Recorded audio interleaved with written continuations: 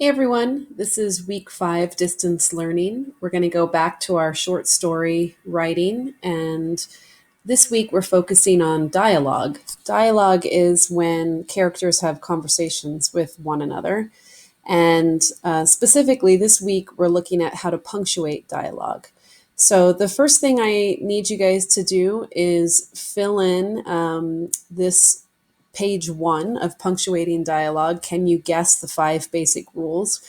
There are answers on the second page. So if you have not done so, take a moment and answer these 5 questions by filling in the blank. I'm going to pause here for just a second. Hit the pause button if you are not done with this.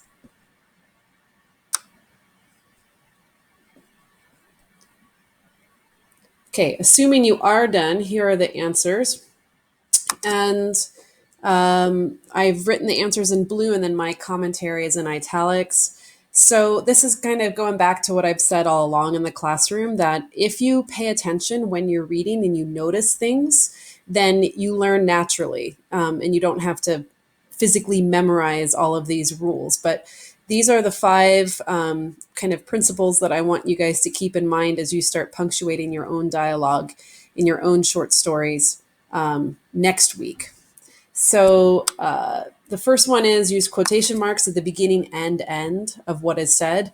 That's kind of an obvious one, but students forget that all the time. They start the quotation marks and then they forget to do the second quotation marks, the end quotes from when the conversation is over. Every time someone new or different speaks, you start a new paragraph, okay?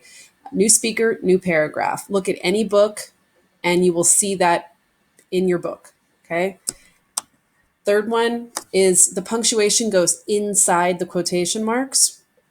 The fourth one is that you capitalize the first word of dialogue if it forms a complete thought or a complete sentence. And then the last one, it sounds a little tricky, but once you get it, I think you're like, okay, I understand, is that you can only have one period per sentence. So if you have an exclamation mark and a question mark, like here at the end, like, I can't wait for summer, right? The period still goes at the end, and you can have a question mark here, right? Or an exclamation mark, and that's fine. You don't have to change anything. But if this was just a normal sentence, I can't wait for summer, like normally this would be a period. You have to change that to a comma and then put the period at the end. Okay, so it's just a funny little rule. And again, my advice is to start noticing these details in your writing, in your books rather, and it will help you improve your own writing. So real quick, there's one other situation I wanted to discuss, which is like what happens if you flip flop how that's punctuated. So if you said, Jack said, I can't wait for summer, or Jack yelled, I can't wait for summer. Jack asked, can you wait for summer? And just take a look at how that gets punctuated. You have a comma ahead of the dialogue. You have the sentence of dialogue and then the end punctuation. You can leave it as a period here, right? End punctuation is inside the quotation marks, exclamation or question mark. And here's a little diagram to kind of look at. And then kind of the best way to practice this is through Google Forms. So there's going to be an assessment at the end of the week. I'm not putting it on Google Classroom yet. I will put it there on Friday, the 24th. It's closed note. You can only take it one time. You need to ask for help earlier in the week if any of this is confusing to you.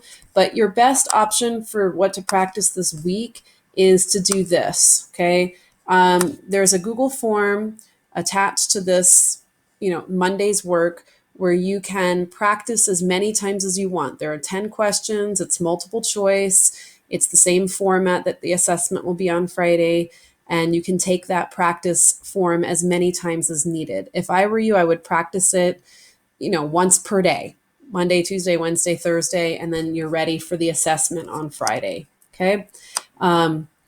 As always, read 20 minutes a day. There's no additional writing this week. You will begin writing more intensively again next week, but this week is just kind of a grammar review. Okay, so let me know if there's any questions. Have a good day, guys.